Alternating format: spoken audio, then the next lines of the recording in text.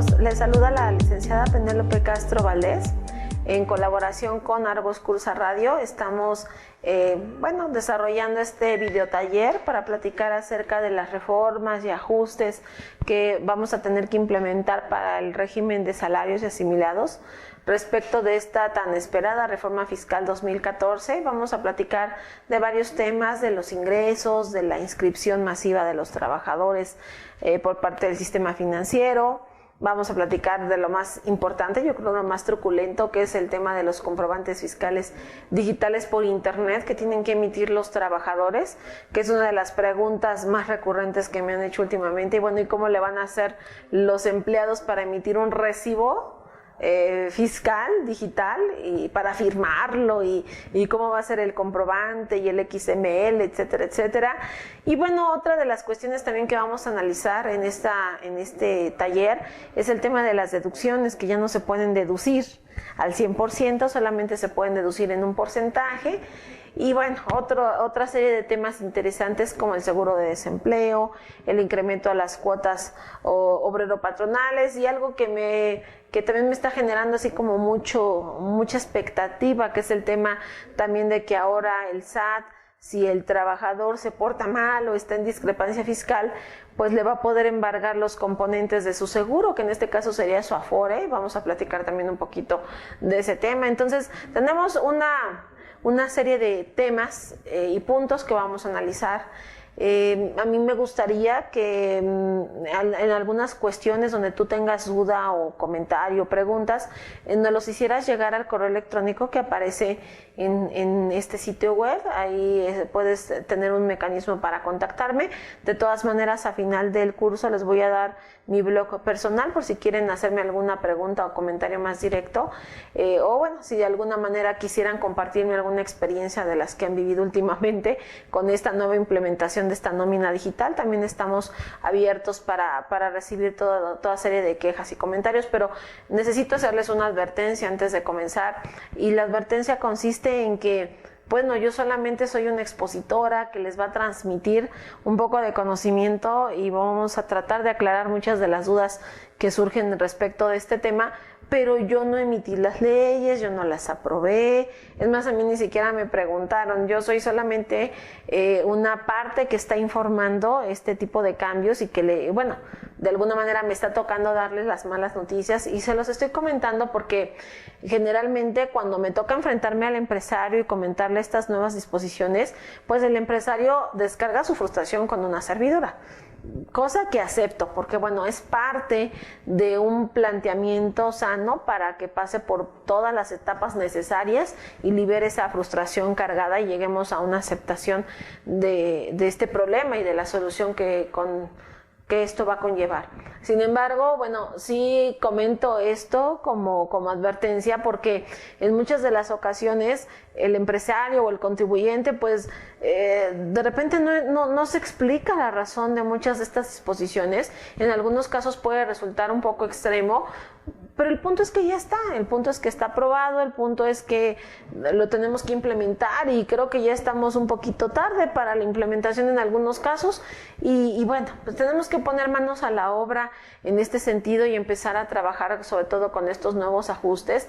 Y bueno, yo quiero comenzar con algo que me han preguntado mucho últimamente, y es el tema de cuándo entrarían en vigor estas disposiciones. Miren, muchas de ellas entraron en vigor ya, y algunas digamos que se difirieron gracias a la resolución miscelánea. Sin embargo, no podemos dejar de lado que muchas de las reglas que vamos a analizar a continuación, bueno, pues fueron reglas que se publicaron precisamente de último momento, se publicaron el 30 de diciembre, entonces pues ya no hubo mucho plazo para reaccionar, y bueno, lo que se dio más bien fue un plazo para poder entrar con algunos de estos cambios, pues digamos con un poquito más de conocimiento del tema y con una implementación un poquito más estudiada. Sin embargo, hay cambios que entraron en vigor desde el 1 de enero y entonces ya no tendríamos mucho tiempo de reacción.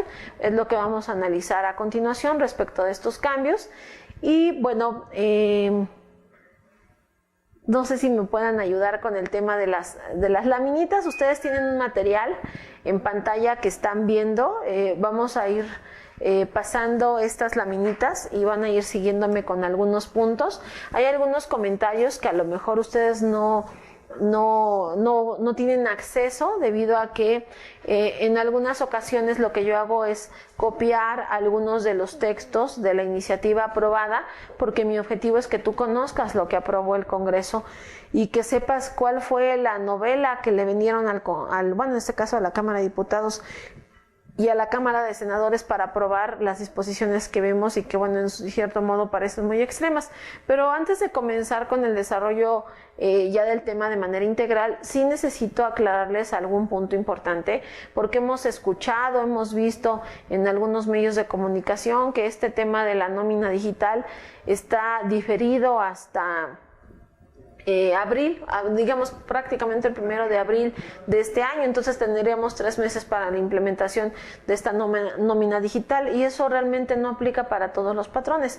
Estoy copiando directamente de la resolución miscelánea fiscal que se publica el 30 de diciembre, un artículo transitorio, nada más para que se den una idea. Son cerca de 45 artículos transitorios, imagínense. Tenemos un 45º artículo transitorio que establece que es, bueno, para todos los patrones con ingresos hasta 500,000 pesos en el año, son, digamos, los que pueden diferir la entrada en vigor de la nómina digital para el 1 de abril. Entonces, no es para todos los patrones, estamos hablando de patrones muy pequeños, patrones con ingresos hasta 500,000 pesos en el año. Y bueno, los demás patrones tendrían ya que haber implementado el tema de la nómina digital, o los recibos digitales, o los comprobantes digitales por internet, como ustedes quieran denominarlo, y lo tendrían que haber implementado pues desde el primer pago de nómina que se realizó este año, ¿no? Estamos hablando del primer fin de semana de enero. Algo muy importante con este periodo de transición para estos patrones pequeños es que, bueno, se está difiriendo y se está dando un plazo de 3 meses, pero con la condición de que a partir del 1 de abril ya tengas esta nómina digital implementada. Entonces, si por alguna razón el 1 de abril no entras a este esquema de emisión de comprobantes digital, pues lo que va a pasar es que se considera que la opción no se cumplió el requisito completo, y entonces te sería exigible el requisito de la nómina digital desde el 1 de enero de 2014.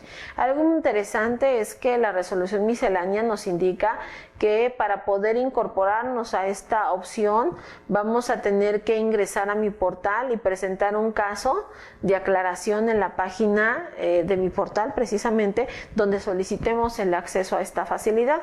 El punto aquí es que, bueno, no sé si han batallado ustedes con la página del SAT. Yo estoy batallando con ella desde diciembre del año pasado. De repente hay funciones que están sirviendo, otras funciones que se desconectan, hay servicios que están en mantenimiento.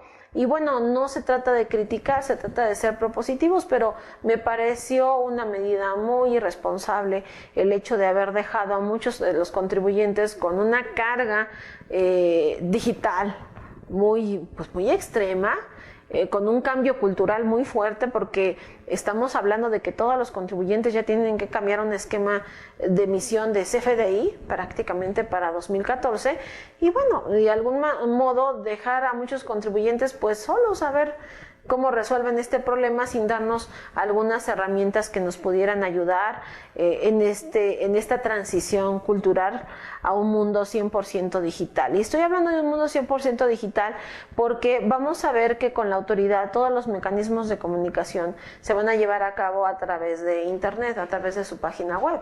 Incluso el único medio de contacto o de interacción con la autoridad va a ser el tan mencionado buzón tributario, no va a haber otro mecanismo de comunicación. Entonces resulta muy interesante este fenómeno de que todos vamos a transitar a un nuevo mundo digital, porque para entrar a este mundo digital se requieren varias cosas. Uno, que todos los ciudadanos se encuentren en un padrón o en un registro digital. Número 2, que todos los ciudadanos o contribuyentes emitan un comprobante digital por las operaciones que realizan. Y tercero, que todos estos ciudadanos o contribuyentes cuenten con un buzón tributario para ahí tener ese mecanismo de interacción con la autoridad en tiempo real. Es algo bastante interesante este fenómeno que se va a gestar, bueno, más bien que ya se está gestando para este 2014. Y digamos que toda esta aventura comienza con 2 reglas misceláneas que están, bueno, vienen funcionando desde el año 2012.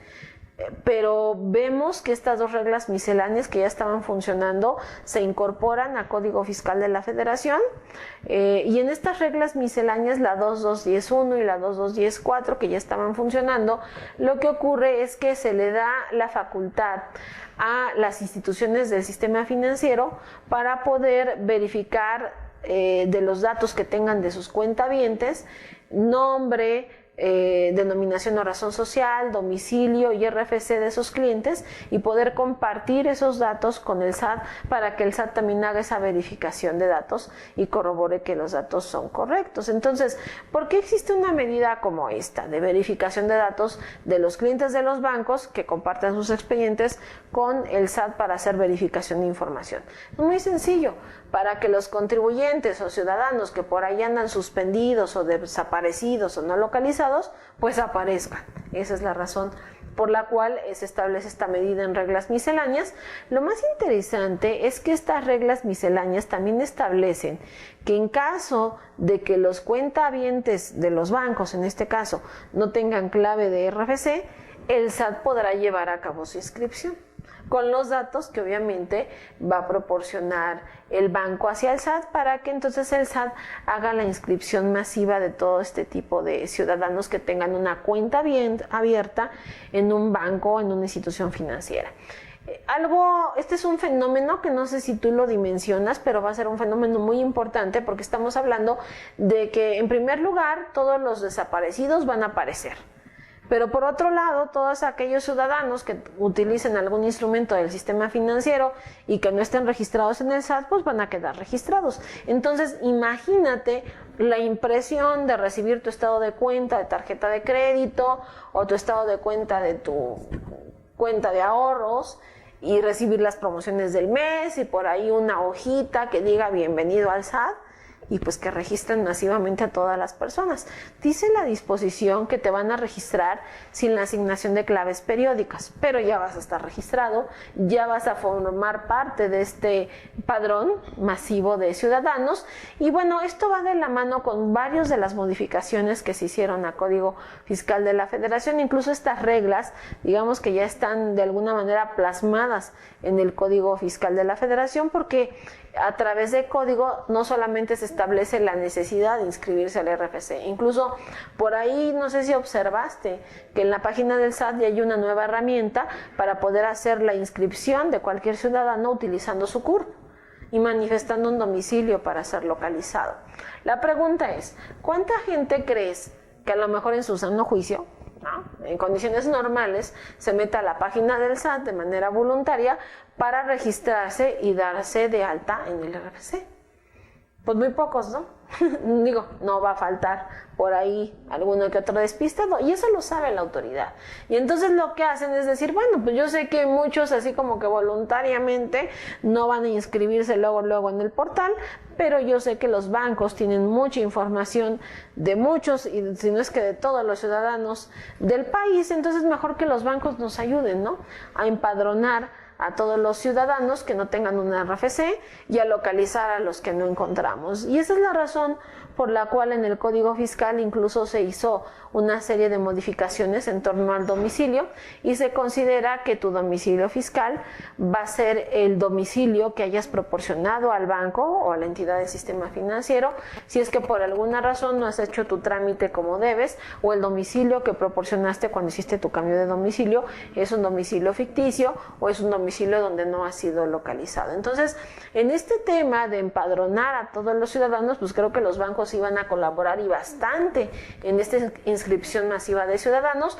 El punto aquí es que la idea que tiene la autoridad es generar un plan que se conoce como Programa de Georreferencia del RFC, que es una especie de mega cartografía digital económica en México, en donde vamos a ubicar mapas virtuales de toda la República, por estados, por colonias, por calles, municipios, manzanas, etcétera, y ubicar en esos mapas virtuales a todos los ciudadanos, quienes están registrados, quienes tienen alguna actividad económica, quienes no, etcétera, etcétera. Entonces, imagínate ubicar tu domicilio en un mapa virtual, no sé, pasar por el mouse por ahí, de repente ver tu calle, ver la fachada de tu casa, y al pasar el mouse, pues que diga, pues aquí vive el contador X, o la contadora o X ciudadano, y bueno, este ciudadano se dedica a tal actividad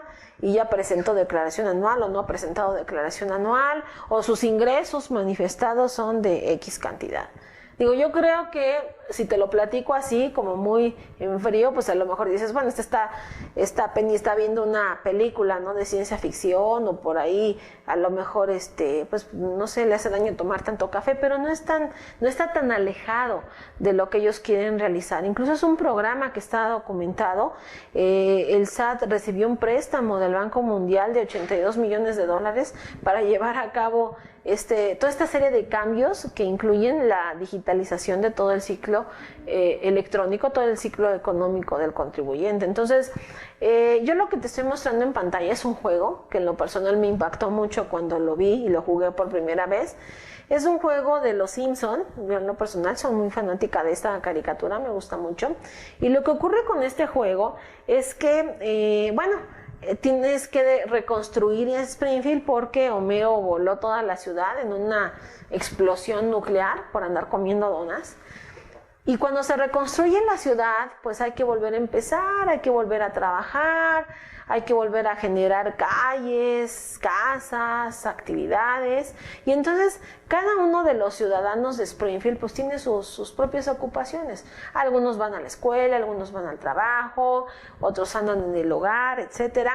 Pero el punto es que cuando tú estás en Springfield viendo qué están haciendo todos o en dónde están trabajando, al pasar tu mouse o el dedo, en este caso porque estamos jugando en un iPad, al pasar tu dedo por cada una de las casitas o de los lugares, te dice qué es lo que están haciendo todos los habitantes de la ciudad. Entonces me llama mucho la atención lo que está ocurriendo con Homero, porque me está informando el sistema que Homero pues está trabajando en la planta nuclear, que acaba de salir, es viernes, están a punto de depositarle su nómina en su cuenta bancaria, y entonces el sistema me indica que tengo 19 segundos para cobrar el impuesto ahora que le acaban de pagar a Homero, porque si no se lo cobra ahorita, pues a lo mejor se lo gasta en donas. Entonces, una vez que le cae dinero a la cuenta bancaria de Homero, aparece el signo de pesos en su casa, podemos recaudar el impuesto y listo. Imagínense, sin declaraciones, sin comprobantes, sin tanta contabilidad, y de pronto recaudar dinero líquido, rápido, fácil, y todo gracias a que los bancos nos están informando muchos de los datos y de los aspectos que están desarrollando, en este caso los ciudadanos. Y bueno, yo sé que a lo mejor este juego te puede parecer o extremo o muy ficticio, pero acompáñame las próximas horas y tú mismo date cuenta de hacia dónde nos va a llevar este plan de digitalización de todo el ciclo electrónico del contribuyente. Y bueno, comentaba yo que uno de los aspectos importantes es que todos los ciudadanos van a ser registrados gracias a los datos que van a compartir las entidades del sistema financiero con el SAT. Y bueno, eso ya es una realidad. El punto es que dentro de estos ciudadanos que tienen su cuenta bancaria o que cuentan con instrumentos financieros, se encuentran muchos trabajadores. Entonces, lo que ocurre aquí con los trabajadores es que si los trabajadores no llevan a cabo un proceso de inscripción adecuada en un régimen fiscal correcto, lo que va a ocurrir es que los van a registrar de manera masiva en una cuenta global, sin asignación de claves periódicas.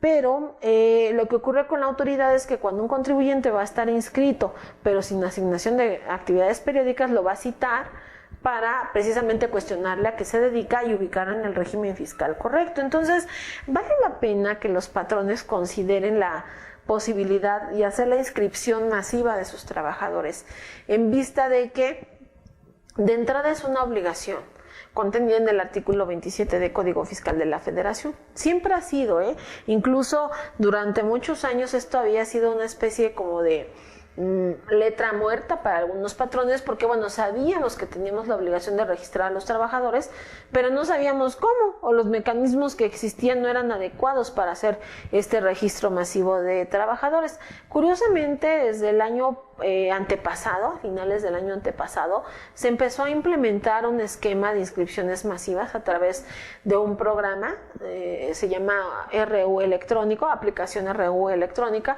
sirve para hacer este registro masivo de trabajadores. También se puede utilizar una carga batch para hacer dicho trámite, ahorita lo vamos a analizar, pero el punto es que sí sería conveniente que cumpliéramos con esta disposición, inscribiéramos a todos los trabajadores, e incluso, yo comenzaría desde 2013, ¿no? Agarrar a todos los que tuvimos en activo, registrarlos, tener una constancia adecuada de inscripción en un régimen correcto, porque incluso se ha comentado de que a lo mejor algunos trabajadores podrán, considerar la posibilidad de inscribirse a través de la página del SAT.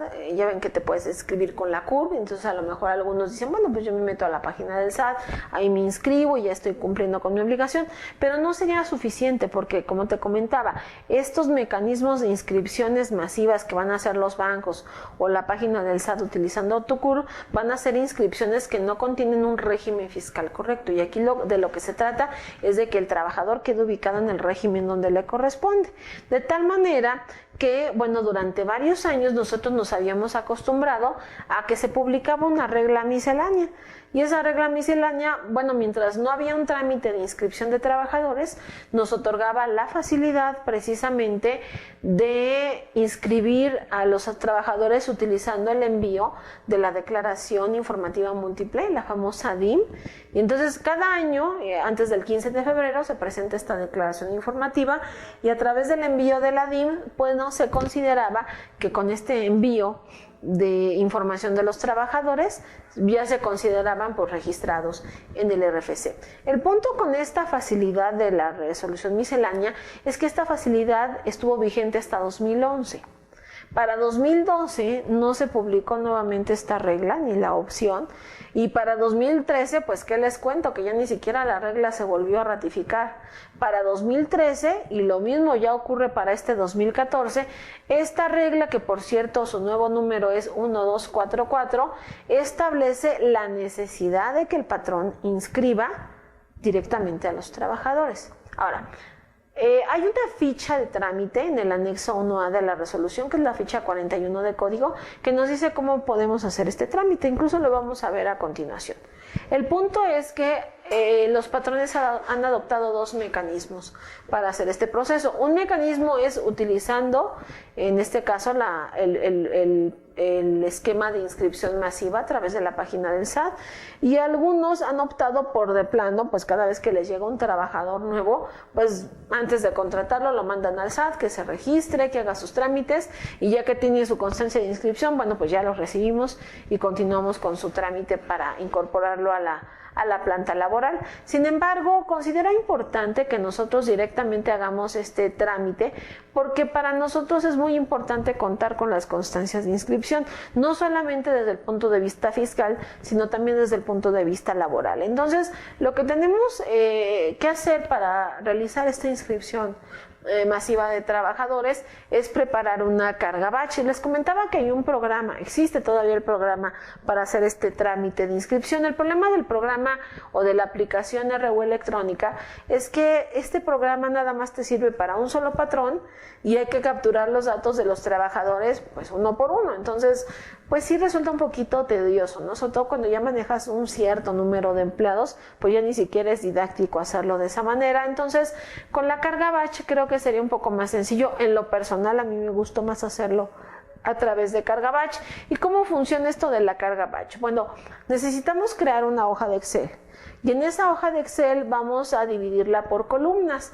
La primera columna es para anotar la CURP del trabajador, la segunda columna es para anotar el apellido paterno, la tercera para el apellido materno, que es incluso un dato que en algunos casos se puede quedar vacío porque hay personas que nada más cuentan con un apellido.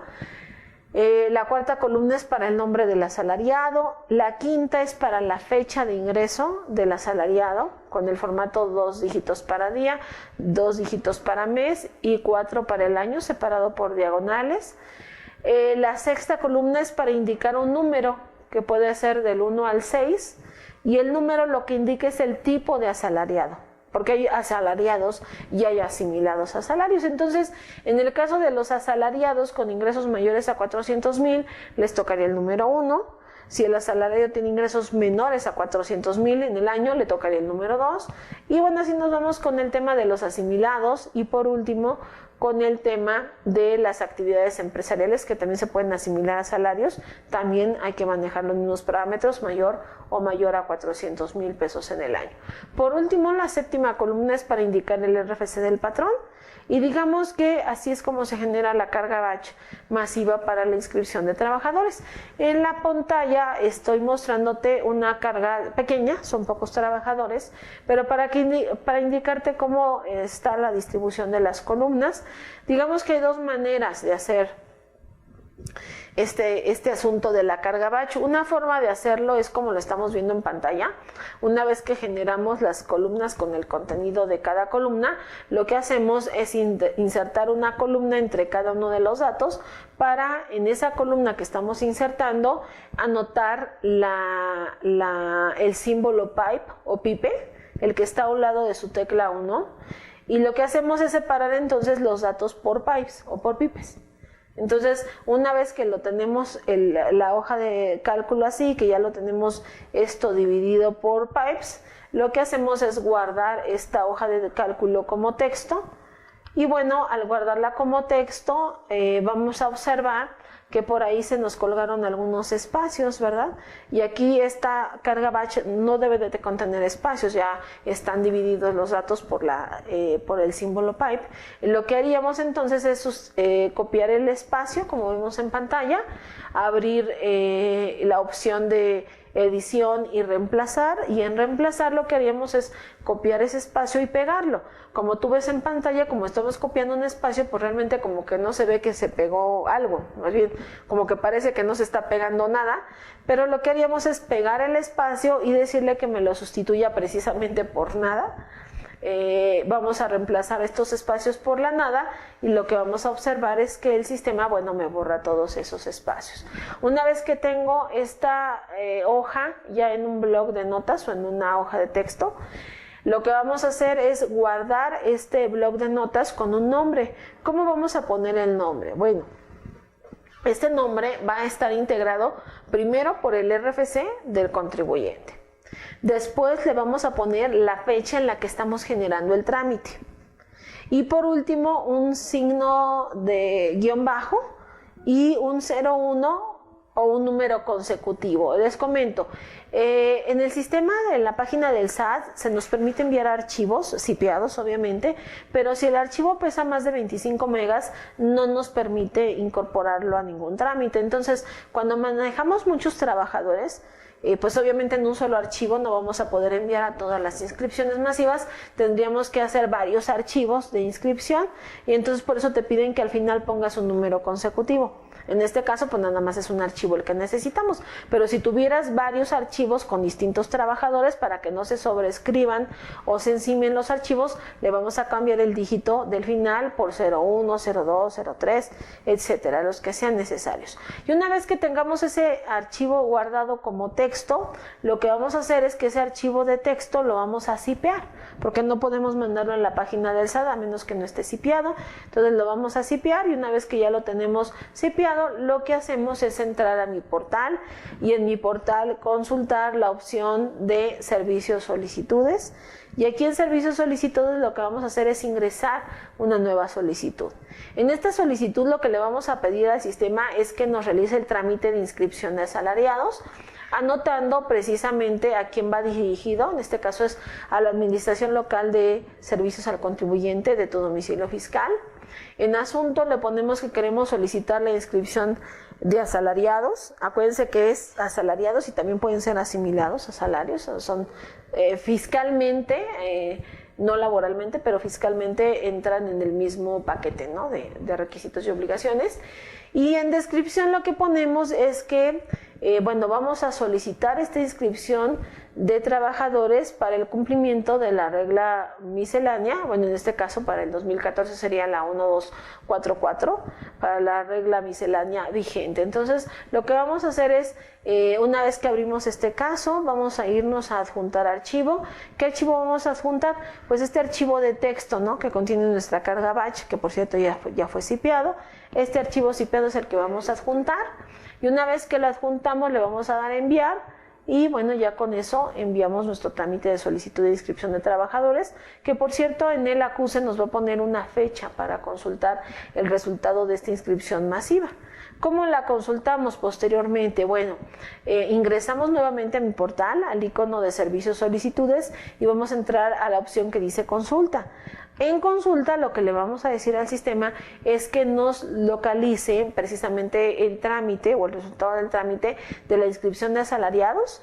Le damos buscar y vamos a encontrar que por ahí dice el sistema que ya hay una respuesta a nuestro trámite. ¿Cómo consultamos esta respuesta al trámite? Viene ahí el número de folio del acuse de envío de la solicitud.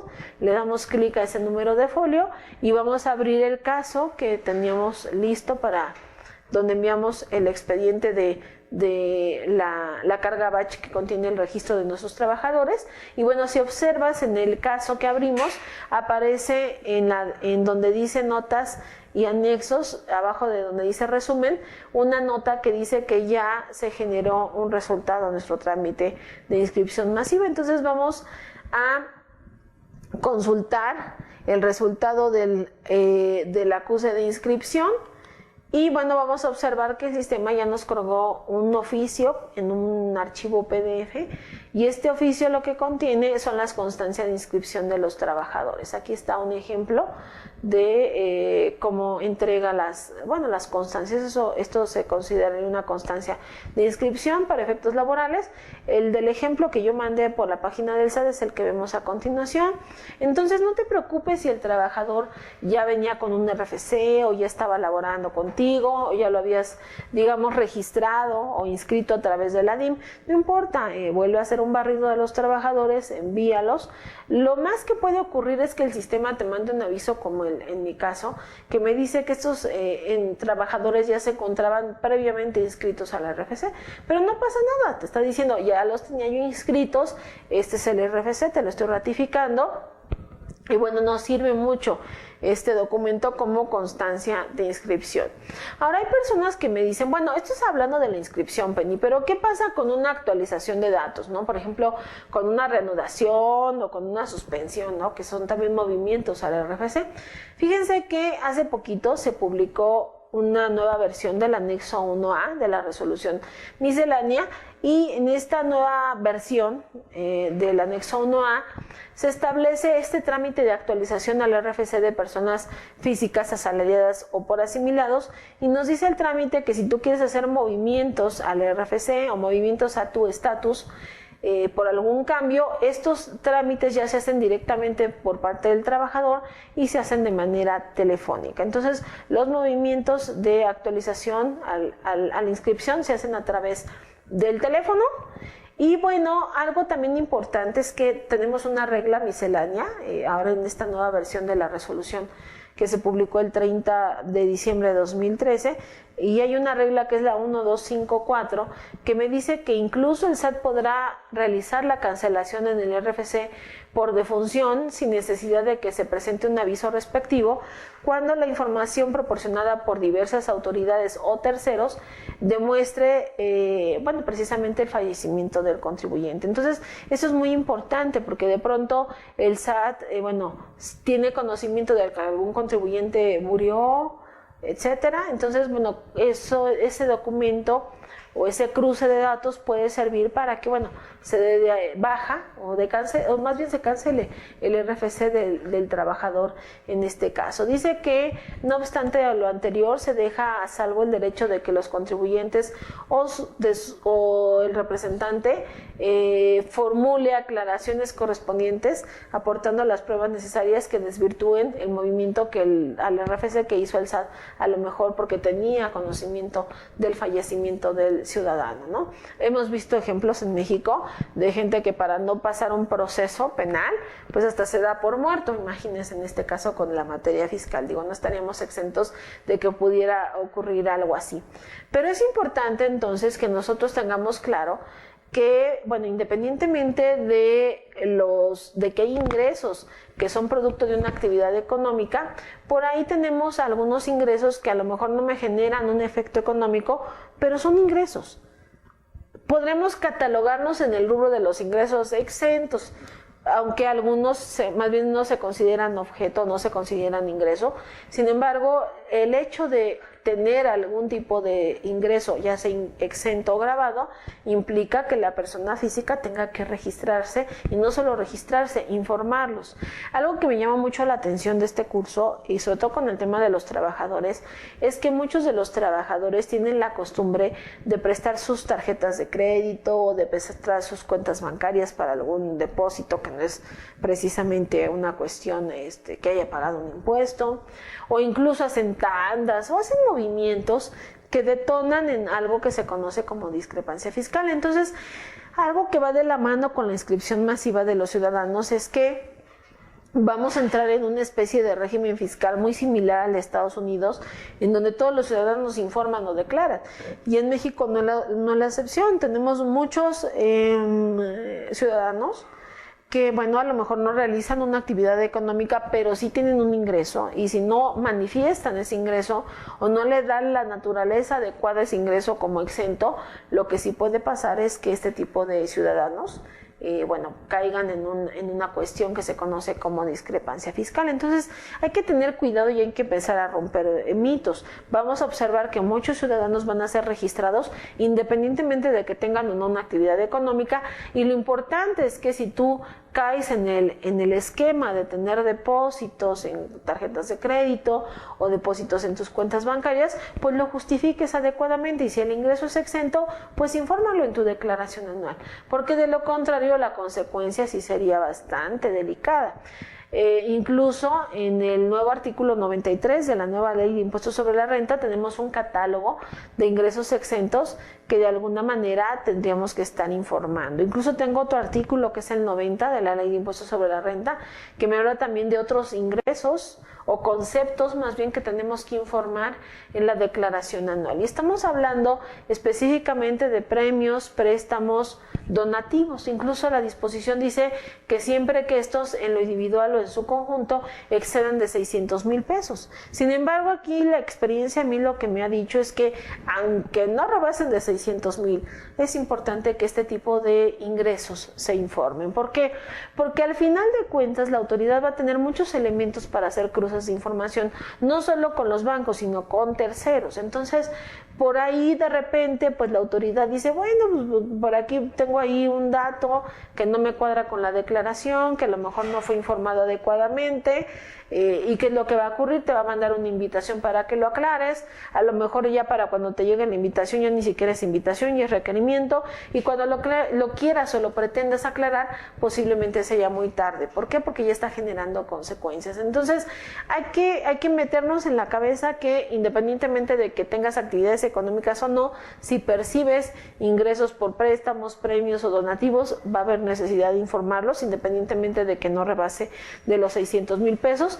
Lo mismo ocurre con la enajenación de casa habitación, con las herencias, legados, incluso vamos a platicar más adelante de los viáticos. Este tipo de ingresos exentos también se tienen que informar. Y si no se informan, pues pierden su exención.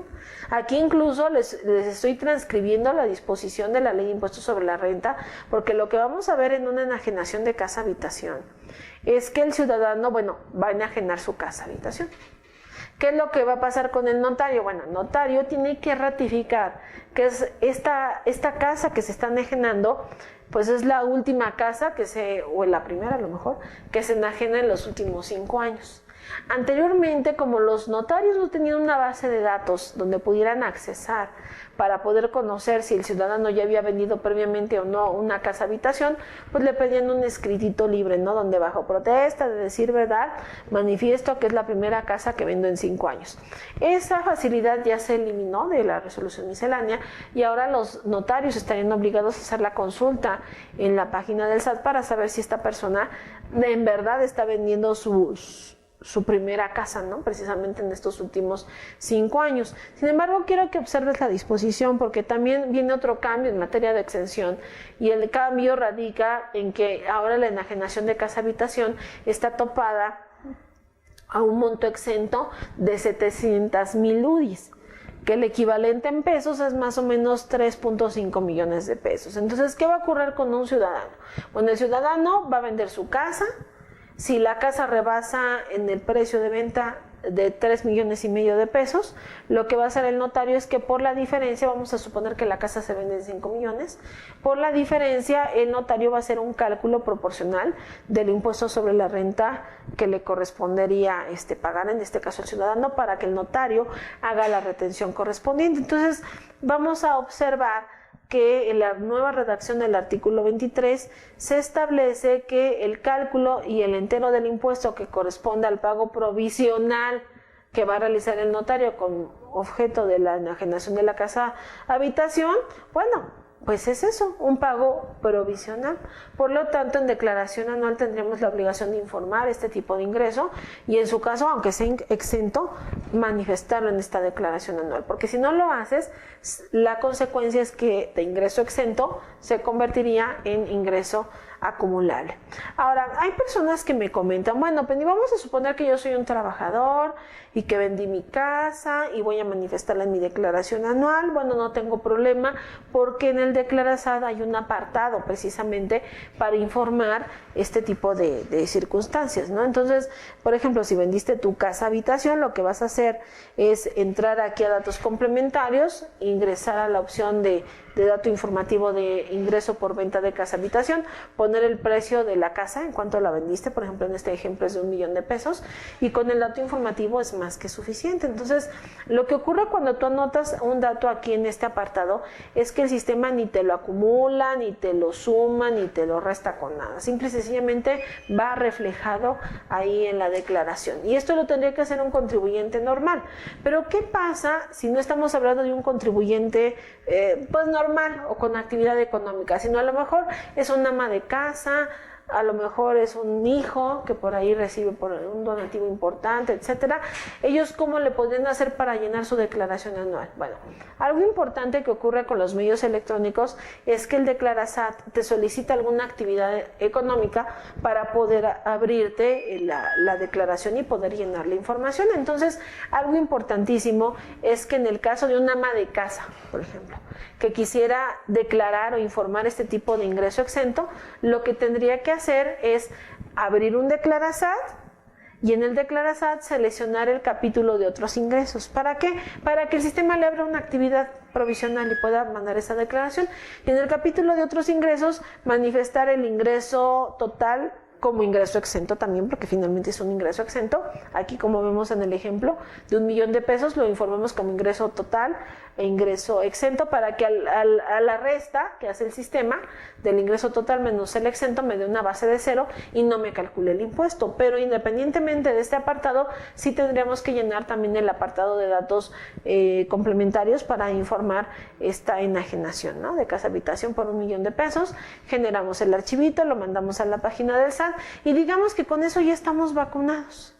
¿Por qué nos tenemos que vacunar? ¿O por qué tendríamos que presentar una declaración en el caso de esos ingresos adicionales que hay que informar? Bueno, tenemos un artículo 91 en la Ley del Impuesto sobre la Renta que establece que las personas físicas pueden ser objeto del procedimiento de discrepancia fiscal cuando se compruebe que el monto de las erogaciones en un año es superior a los ingresos declarados por el contribuyente. Entonces, aquí hay que tener mucho cuidado con los asalariados, con los trabajadores, porque es muy común encontrarnos ejemplos de que el trabajador deposita remesas que vienen de Estados Unidos, de algún familiar, o presta la tarjeta de crédito para que, no sé, alguna persona aproveche los meses sin intereses, pero bueno, lo que ocurre es que prestas la tarjeta y ya cuando se vienen los cortes o los pagos, pues tu familiar es el que te deposita y te paga la tarjeta.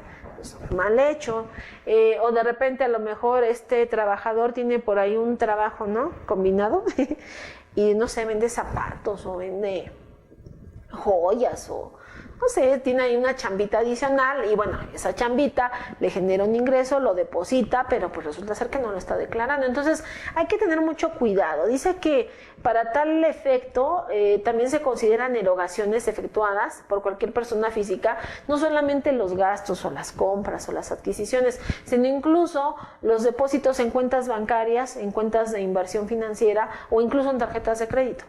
Es una malísima práctica el hecho de que el trabajador le deposite en su nómina, vaya al cajero, retire el efectivo y con el efectivo vaya y deposite en la cuenta de su esposa el efectivo o deposite para pagar la tarjeta de crédito. Eso es mortal fiscalmente hablando. ¿Por qué? Porque se entiende que es una erogación adicional. Entonces, tengo ya declarado tu ingreso por salarios, pero los depósitos a la tarjeta de crédito, pues no tengo el origen de ese ingreso, entonces para mí es un ingreso omitido. Entonces tengan mucho cuidado. Si van a pagar su tarjeta de crédito, pues que sea directamente descargando o haciendo una transferencia de la tarjeta de nómina para que no vaya involucrado el efectivo.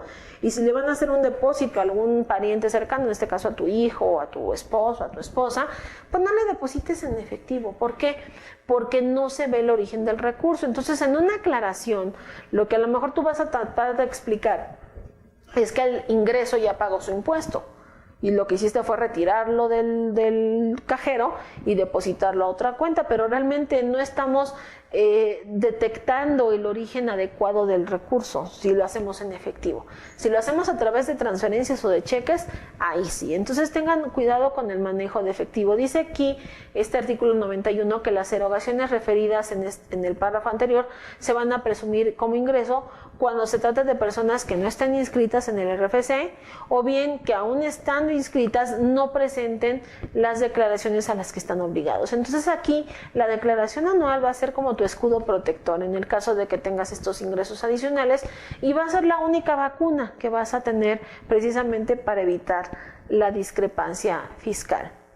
Ahora, hay algunos puntos que necesitamos aclarar antes de pasar al tema de las nóminas digitales y yo creo que una parte importante es que sí te debe de quedar bien claro que si dentro de tu empresa existen trabajadores normales, por así llamarlo, asalariados, pero también existen asimilados, hay que hacer una gran distinción entre unos y otros. ¿Por qué? Para que no se confundan. Acuérdate que ahora con este nuevo esquema de control, de registro masivo y de emisión de comprobantes digitales, pues la autoridad va a tener acceso a información que a lo mejor antes no conocía. Entonces voy a darles algunos tips para que tomen sus precauciones.